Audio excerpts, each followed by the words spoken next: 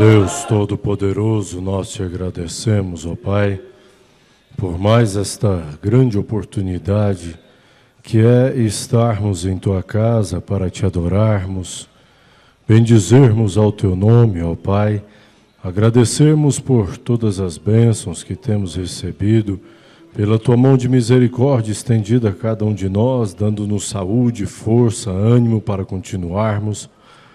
E aqui estamos em mais esta noite, ó Deus vivo, com nossas vidas, com nossas vozes, para te agradecer, falarmos daquilo, ó Pai, que o Senhor nos tem feito, ouvir a Tua voz falar conosco. É para isso que nós viemos neste lugar, repararmos as nossas vidas com aquilo que nós devemos melhorar, ó Pai. Então fala conosco mais uma vez, nós te pedimos em nome do Senhor Jesus Cristo, com o perdão dos nossos pecados. Amém. Amém. Boa noite com Jesus, irmãos. Amém. É bom estarmos aqui para adorarmos ao Senhor Jesus Cristo. A cada um de vocês que saíram de suas casas, do trabalho e vieram adorar ao Senhor, vocês que nos acompanham pela nossa página na internet, que Deus recompense a cada um de vocês. Amém? A irmã está com a família aí? É? Isso. Ah, tudo bem. E aqui a irmã Marquelene. Isso. Deus abençoe todos vocês. Amém. Vamos começar cantando o número 167. Meu barco vai navegando sobre as ondas deste mar. 167 aí do seu inário. Solte a sua voz, cantando e adorando ao Senhor. Meu barco vai navegando sobre as ondas deste mar. As ondas já se levantam, querendo tragar minha nau. Mas eu tenho uma âncora em que posso confiar.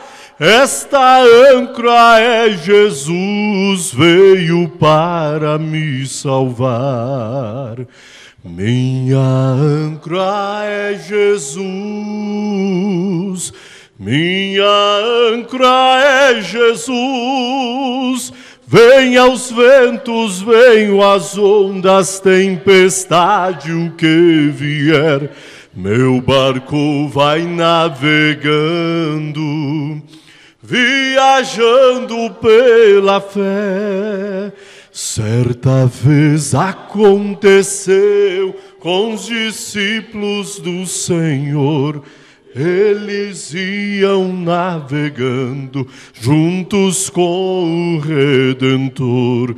De repente uma tempestade contra o barco levantou. Mas ali estava a âncora, que é Jesus o Salvador. Minha âncora é Jesus, minha âncora é Jesus. Venha os ventos, venham as ondas, tempestade, o que vier. Meu barco vai navegando, viajando pela fé. Não importa se meu barco seja forte ou fraco aqui. O importante é a âncora que dá o sustento ali. Tenho visto lindos barcos naufragando por aí, por faltar-lhes esta âncora que é tudo. Minha âncora é Jesus, minha âncora é Jesus. As ondas, tempestade, o que vier. Meu barco vai navegando, viajando. O embaraço e o pecado que tão de perto nos rodeia. E corramos com paciência a casa, autor e consumador da fé, gozo que lhe afronta, e assentou-se à destra do trono de Deus. Destra, poder, destra,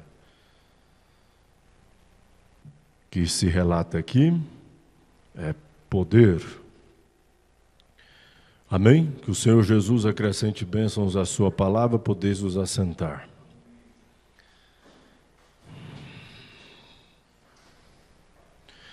Então veja, irmãos, que Jesus é o nosso exemplo perfeito. Correto? Paulo está nos convidando. Traz aqui, licença.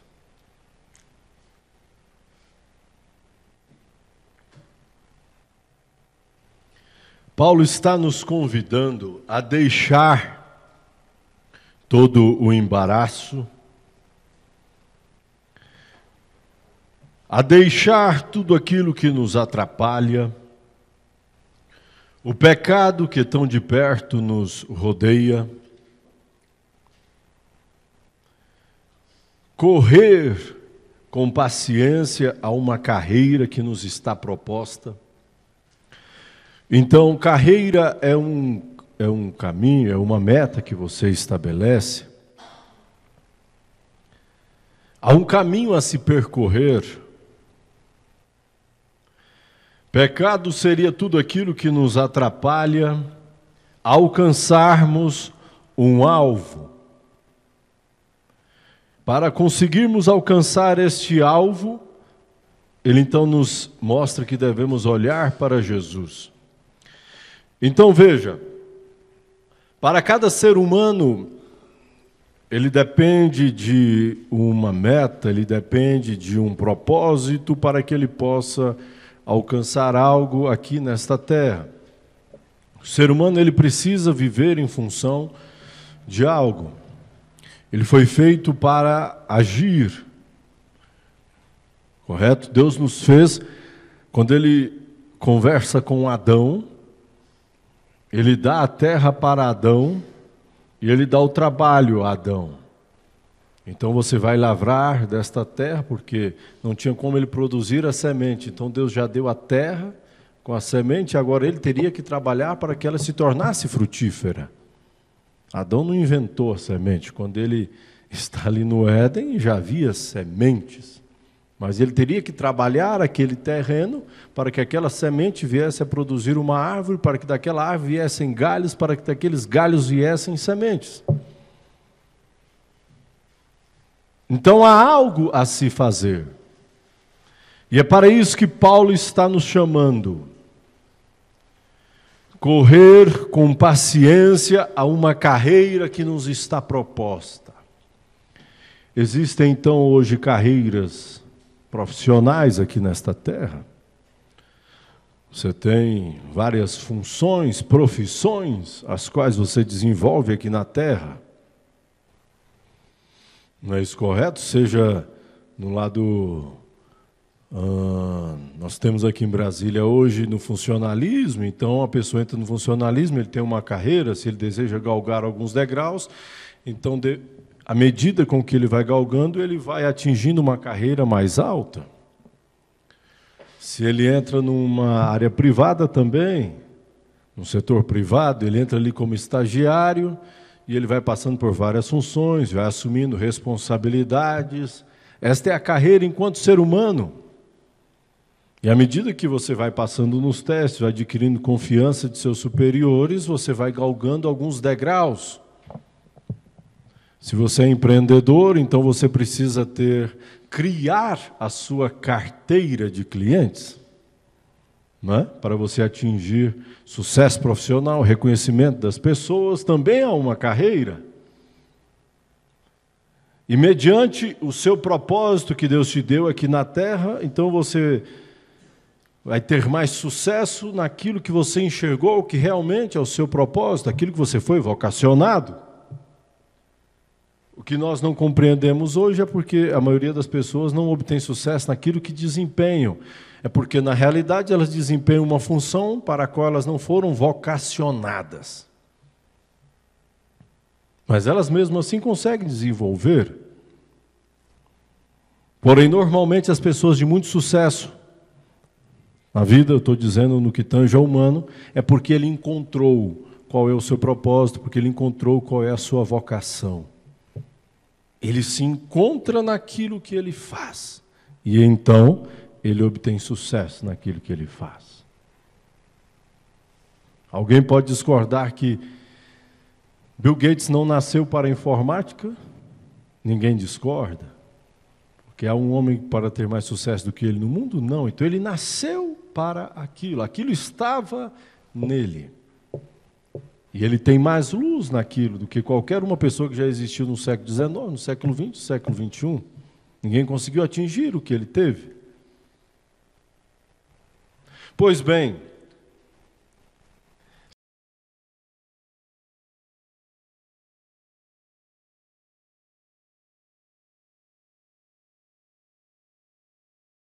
se na vida natural ocorre desta maneira, há também uma carreira a se seguir na vida espiritual.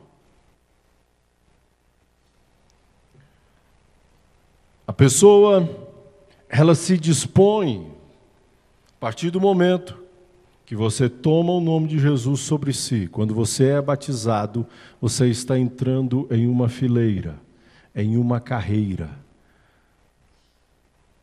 para alcançar a glória em um reino. Queira você aceitar isto ou não, mas este é o fato.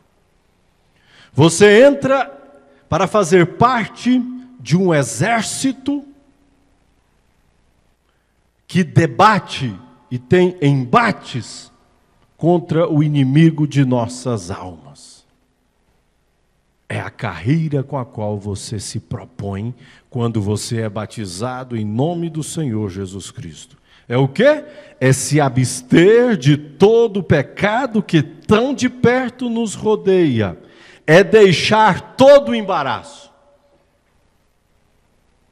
Você entra na fileira de um exército, o qual ele já te capacitou, porém, ele não te deu, ele não te mostrou todas as ferramentas, ele te dá ela, mas ele não diz onde elas estão. Você, com o tempo, você vai entendendo que tudo aquilo que você precisa já estava em você, mas necessita-se você mover-se. O que é isto? Primeiro, conhecer quem você é. Se realmente você foi predestinado, se você realmente foi chamado, ou não foi apenas por alguma emoção. Se batizou por conta de uma emoção, se batizou com medo de ir para o inferno, tomou o nome do Senhor Jesus Cristo porque aquela pregação, ela mexeu com as suas emoções, então você ficou com medo de ir para o inferno, nem chegar em casa, você levantou sua mão, e estava tudo bem. Primeiro, eu realmente nasci para isso, para entrar numa batalha, que ela é constante, ela é mais do que a profissional, porque ela é no seu espírito, é na sua mente. Você vai dormir, ele está trabalhando com você. Na madrugada você está batalhando e ele vem em sonhos, pensamentos. É uma batalha. Quando você entende que realmente você viu o seu nome escrito no livro da vida do Cordeiro e que você se dispõe a isto, você tem que começar a entender qual é o lado que você faz parte. Como Deus age, como Deus trabalha, como Ele capacita os seus. Sim, porque Ele tem métodos, Deus tem suas leis, ou não tem? Tem. Quando você olha para o Velho Testamento, você entende que Ele tem as suas regras, Ele tem a sua maneira de... O Gênesis e termina a mesma em Apocalipse. E então você começa a estudar o seu inimigo. Porque se você não sabe quem você é, o lado que você está, dificilmente você conseguirá derrotar seu inimigo. É importante você saber quem você é, o lado que você está, as regras que são usadas e conhecer o seu inimigo. Se você não conhecer o seu inimigo, você não consegue ganhar uma batalha. Porque ele também tem armas, ele também tem as maneiras de ser astuto para tentar te envolver e te derrubar. As pessoas, não, eu não estou muito interessado em fazer parte desta batalha. Saiba, você já está dentro dela. Quer você ou não, você está de um lado. Porque há dois poderes que regem neste mundo espiritual. Ou ele é guiado pelo espírito das trevas, ou pelo Espírito de Deus. Não é isso que as Escrituras dizem? Que o único, em São João 17, na oração sacerdotal, que Jesus só não rogou pelo filho da perdição. Ele estava falando ali a respeito de Judas. Então ele tem seus filhos aqui. Estamos em uma batalha constante. Nos rodeia. A Bíblia nos mostra que ele é como o seu derredor, mas ele está, porque ele vai caminhando muito próximo. Nesta mensagem, o que é necessário, o irmão Branham, no parágrafo 51, cita algo muito importante para que possamos tomar consciência e entendermos isto. O tema da mensagem, o que é necessário para vencer toda incredulidade e nossa fé. A partir do parágrafo 51, o irmão Branham diz, há um velho provérbio que é mais do que um provérbio. Não importa quem tem que jogar as regras do jogo, ou você nunca vencerá. Se um corredor estiver correndo por uma pista e tomar um atalho e passar através do campo e chegar meia hora na frente do outro, ele continuará sendo desqualificado no final da corrida. Ele tem que jogar de acordo com as regras do jogo, ele está desqualificado. E é assim que devemos fazer a corrida da vida que estamos correndo agora.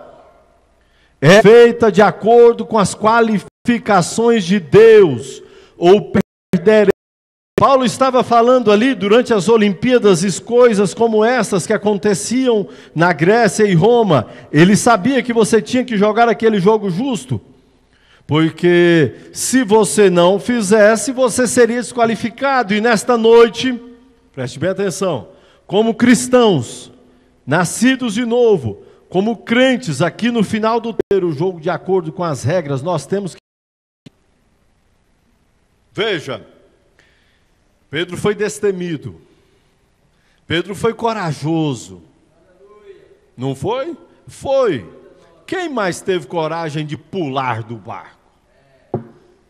Porque muitos podem olhar para, porque Pedro foi lá e afundou, mas ele foi o único que teve coragem de saltar do barco.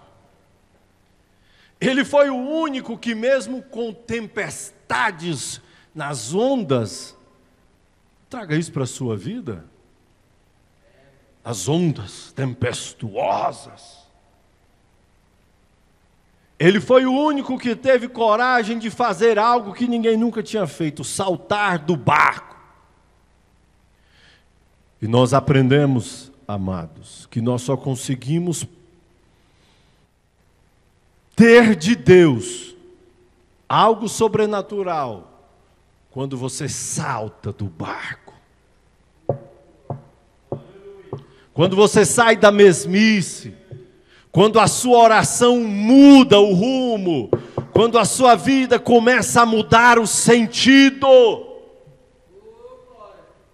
nós só conseguiremos extrair algo a mais de Deus quando saltarmos do barco. Sim, parece um paradoxo, mas nós só conseguimos acalmar uma tempestade. Tempestade na sua vida, tempestade no seu dia a dia, Tempestade na família, quando você conseguir dormir no meio da tempestade. Ah, mas não tem como? Não tem? Realmente é difícil mesmo. Se fosse fácil, todo mundo conseguiria acalmar uma tempestade. Mas o fato é esse: você só consegue acalmar uma tempestade se você conseguir dormir no meio dela. O que é isso? Eu não estou falando do dormir ali, não se preocupar, não é isso. É você usar um pouquinho da sua sobriedade, do seu equilíbrio. É uma ferramenta que Ele nos deu, que nós exercemos ela bem pouco. Equilíbrio. Calma aí, a tempestade está muito alta, o problema está muito grande. Os discípulos não estavam falando isso para Jesus? Todos eles atordoados? Porque realmente a situação era caótica, Jesus estava dormindo. Ou ele também estava desesperado? Não, ele sabia o que? Primeiro que nós falamos, quem ele era. O poder que ele tinha. A comissão que ele tinha recebido. As ferramentas que ele tinha na mão. Ele sabia a hora exata para ele agir. Isto é ter domínio. Estamos em uma batalha, temos as ferramentas, mas existem as regras. Há um momento certo de você usar aquela ferramenta, aquela qualidade que Ele te deu. Ele sai do barco, ele salta do barco. Ele, não, então eu vou poder fazer isso, eu já sou até bom demais. Não foi isso que ele fez? Ele começou a olhar para baixo e, realmente eu estou andando sobre as águas. Ele deixou de olhar para aquele que o tinha chamado. Paulo está nos chamando a atenção, olhando. Ele não disse olharei, ele estava olhando. É ato contínuo, é todo momento olhando, é uma ação contínua. Compreende isso? Olhando é todo dia, é toda hora, é a todo instante, olhando para Jesus. Ele tirou os olhos daquele que o tinha chamado. Se és tu, mestre, porque nem ele sabia o que realmente era ele, eles duvidaram que era ele. Então mande-me que eu vá a teu encontro, venha. Ele foi sob uma palavra de alguém que tinha feito, ele esqueceu que ele foi ao encontro daquele homem, por meio sim de uma fé, de uma coragem, mas para alguém que tinha feito uma promessa. Não porque ele era autossuficiente para chegar e pular e começar a andar sobre os problemas. Mas se nós conseguirmos manter o equilíbrio e permanecermos com os olhos nele, você também vai conseguir andar sobre os problemas. Ou ele só era o Deus de ontem e Deus do futuro? Hebreus 13:8 é Jesus Cristo é o mesmo ontem e eternamente? Mas parece que às vezes nós cremos em Hebreus 13:8, ele é o mesmo ontem e eternamente. No hoje não funciona. Ou não é assim que nós algumas vezes agimos? Enquanto nós podemos recorrer a qualquer artifício, seja da medicina, seja da atuação financeira, seja de um crédito, seja de uma coisa, nós vamos atuando. E esquecemos para que fomos chamados. Entramos em um exército disputando a maior batalha que já pôde existir. Sim? Ou você não estava com Miguel e Gabriel quando eles pelejaram contra Lúcifer lá? Estávamos? Sim, então esta batalha não começou agora, você já começa a batalhar desde a eternidade. E ela então vem para a terra, e continua esta batalha aqui, que ela vai ter um fim num dia destes. Vai. E a condenação dela já está escrita também. Lúcifer e seus anjos guerrearam. Oh, irmão, toda a escritura vai se cumprir. Algumas já se cumpriram, outras estão se cumprindo, restam poucas a se cumprirem. Esta será uma das últimas. Lúcifer e seus anjos será lançado no lago que arde com fogo e enxofre. É o final desta batalha. É depois da noiva ser arrebatada. É depois de 3 anos e meio de bodas. Bodas são festas. É depois de 1 milênio. Então veja.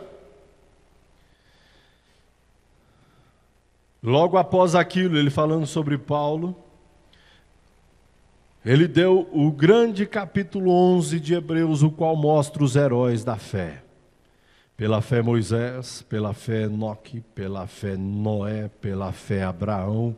Todos os grandes heróis da fé estão dizendo, portanto, nós também que estamos rodeados de uma tão grande nuvem, deixemos todo embaraço, pecado, incredulidade. Aqui estamos nesta noite, aqui estamos, bem às sombras, nas sombras da vinda do Filho de Deus, e mesmo assim nós encontramos a igreja em uma condição de anemia.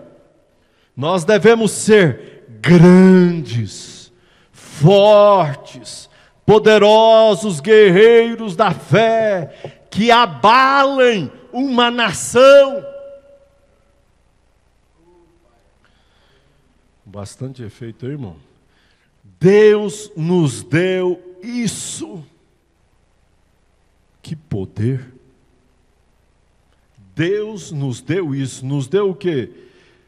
Que nós deveríamos ser grandes, fortes, poderosos guerreiros da fé que abalem uma nação. Deus nos deu isso. Aumentou aí, irmão? Pode diminuir. Pensa nisso, amados. Ele te deu poder para abalar uma nação. Nós simplesmente devemos receber. A coisa é, estamos prontos para receber o que Ele já nos deu? Estamos prontos para estarmos aptos a entrarmos e estarmos de corpo, alma e espírito nesta fileira?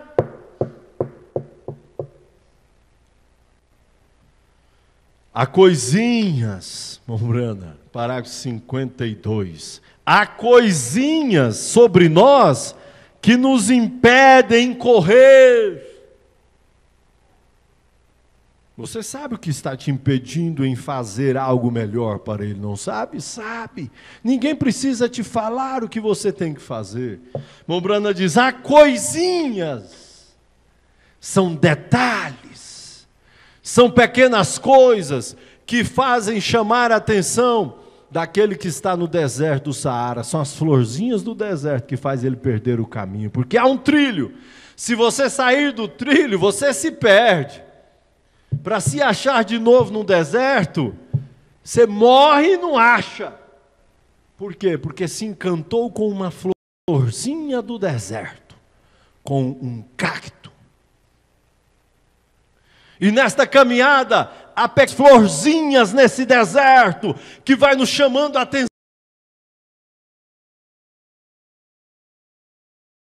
Mais principal é ser achado pronto naquele dia que Ele nos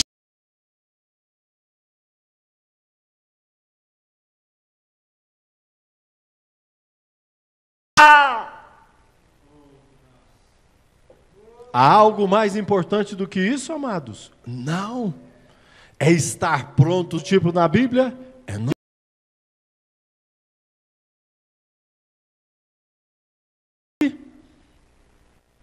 Quando Deus veio a ele e o chamou, ele estava pronto? Estava.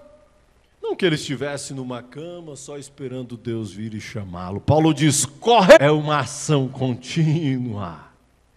É algo a fazer com consciência. Como é que diria lá no Tocantins? É afobador para que eu pudesse ser filho de Deus. Veja, e quando vemos isso, isso devia a homem e mulher, e deixar de lado cada conversinha de incredulidade. Uma Umbrana diz, eu gosto disto.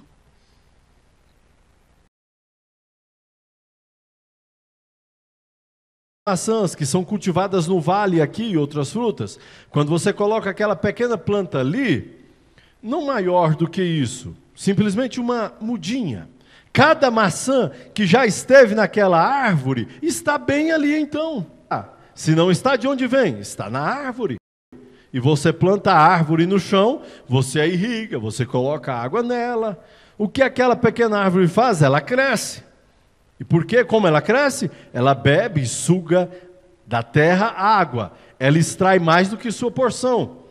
Mais do que o suficiente para saciá-la. Ela extrai tanto até o ponto de começar a soltar os galhos, ramos, maçãs. Então desce e se esconde durante o período do inverno, não deixando que a seiva morra na árvore. Que inteligência faz correr para dentro do chão, se escondendo durante o inverno?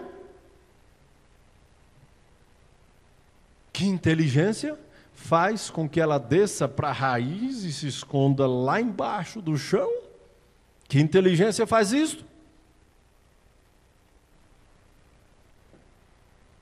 Não é isto que nós fazemos quando viemos à casa do Senhor? Não estamos nós armazenando alimentos?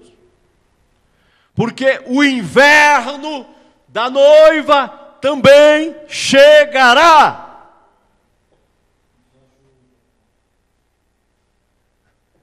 Nós ainda não experimentamos nem um pouquinho de inverno, ainda está muito bom, mas o inverno chegará. Que não haverá chuva, nem temporã, nem serôdia. Não, os ensinamentos que você obteve durante todo este tempo é que vai se esconder, se estabelecer dentro de você em um lugar chamado alma, que fará com que você passe pelo aperto. Se isto não estiver enraizado, quando o inverno da noiva chegar, nós não vamos suportar. Como eles dizem fora, vai abrir o bico. Não vai suportar. E aqueles cultos, as casas, programa de rádio, uma mensagem lida, que hoje nós não damos o devido valor que deveríamos dar, é que vai fazer uma diferença enorme quando o inverno chegar. Já viram no inverno? As plantas ficam murchas, a neve cai num lugar muito frio, e você acha tudo aquilo feio, não é? É, porque a primavera é muito bonita, vem as flores, daqui a pouco vem um verão, e tudo fica muito bonito. Você tem chuva, você tem sol, mas no inverno, até o humor das pessoas fica diferente. Já prestou você atenção nisso? As pessoas ficam frias. Este inverno chegará. Estamos, amados, em uma batalha. Pegue água numa caneca de flandre e despeje em uma cerca, um poste ali, e veja se ela descerá quando o inverno chegar. Uma estaca, você pega um pedaço de pau, faz um estaque, faz uma cerca. O Moisés já fez muito isso, né, irmão Moisés? Certamente ela não descerá. Alguma inteligência faz descer, aquela mesma inteligência que faz a água correr ali na fruta ali naquele pé de árvore, dentro é o mesmo Espírito de Deus que nos trouxe para este culto. O mesmo Espírito que está nos ajuntando aqui, sob lugares celestiais em Cristo Jesus, para encontrar a sua bondade e misericórdia, para as horas que estão à nossa frente. O Branham diz, Ele é real, Deus é real.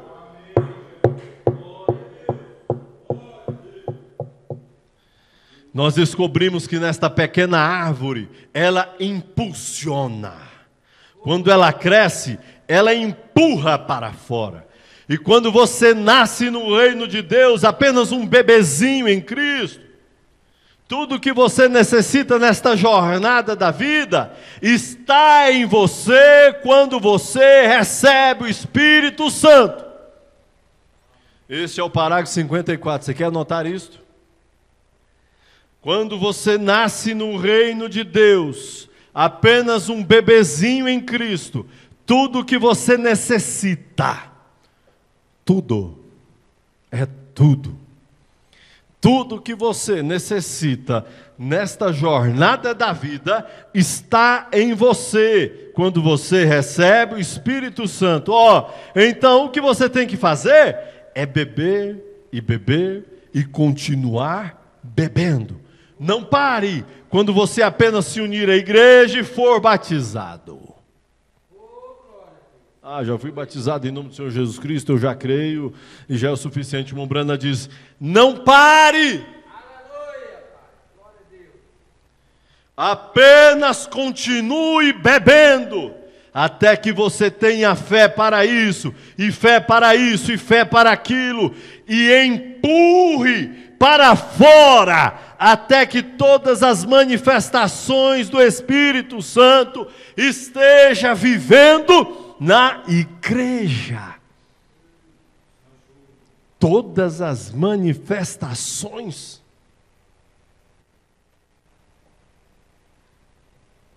Como somos plantados? Somos plantados em Cristo Jesus. Agora, eu creio apenas na minha apreciação a Ele. Ele é a inesgotável fonte da vida, pois você não pode esgotar a sua bondade. Algumas pessoas pensam, eu detesto ter que rogar tanto a Deus. Eu detesto ter que atrapalhar tanto a Deus. Eu detesto ter que incomodar tanto a Deus. É isso que Ele quer que você faça. Eu detesto ter que incomodar a Deus. Branham diz, é isso que Ele quer que você faça. Parece contraditório, não? Não tendes porque não pedis. Não pedis porque não credes. Pedi abundantemente, para que a vossa alegria se cumpra. É isso que Deus deseja. Que você peça a Ele, mas peça crendo. Amém? Amém? Vocês estão aqui? Amém? Amém. Graças a Deus. Outro momento nós continuamos mais sobre este assunto. Que o Espírito Santo possa ampliar nas vossas almas aquilo que não conseguimos passar. Vamos lá, irmão Moisés, acompanhar os nossos irmãos que estão nos acompanhando pela nossa página na internet. Irmã Sebastiana Tavares e Delci, em Goiânia, Goiás. Irmão Jesus e irmã Clares, em Jaú, São Paulo. Irmão Eupídio e família, em Ceilândia, Distrito Federal. Irmão Eliseu, em São José dos Campos, São Paulo. Um abraço, meu amigo, vocês aí, irmã Sara, seus filhos, Deus os abençoe. Irmão Oséias e família, em Itapira, São Paulo. Irmão José Aleixo Araújo, em Itapeva, São Paulo. Irmão Francisco e Luzinete, em Glicério, São Paulo. Irmã Milza e família, em Teófilo Otoni, Minas Gerais. Irmão Isaac e família, em Vicente Pires, Distrito Federal. Irmão Marcelo Mesquita, em Valparaíso, Goiás. Irmã Edneia Costa, em Jardim-Gá, Goiás. Irmão José Inácio e família, em Novo Gama, Goiás. Irmão José Correia e família, em Riacho Fundo 2, Distrito Federal. Irmã Idelvânia, irmã Rosário, em Teresina, Piauí. Irmão Ricardo e família e Eliana em Mogi das Cruzes, São Paulo. Irmã Daiane e Rafael, irmão Rafael em Teófilo Otoni, Minas Gerais, irmã Késia em Minaçu, Goiás, irmão Isaac e família em Curitiba, Paraná. Irmão João Leite em Jardim Gá, Goiás, irmão Marcos Antônio em Santa Maria, Distrito Federal. Irmão Nonato em Chácara, Umuarama, Goiás. Irmão Anderson e irmã Geislaine em Ceilândia, Distrito Federal, e mais algumas conexões que não identificaram seus nomes. Não devemos também esquecer do programa Fé para Vencer, que vai ao ar todos os dias pela Rádio Redentor, AM 1110. De segunda a sexta-feira, pela Rádio Redentor, é do meio-dia às 13 horas. E aos sábados, vai ao ar pela rádio às 7 horas da manhã. Pela nossa página, diariamente ao meio-dia. Tabernáculo da Fé, DF. Uma bênção, diácono irmão Gilmar, e Deus confirmará mediante a sua fé. Senhor Deus, obrigado, ó Pai, por tudo que o Senhor tem feito por nós, ó Pai. Até aqui, para receber porção do céu, ó Pai. Que isso possa descer até a nossa alma, que isso possa ser alimento para nossas almas, Senhor. Que nós sabemos que isto é, ó Pai. Abençoe a cada um agora que estão necessitados de Ti, Senhor. E leve a cada um em paz para...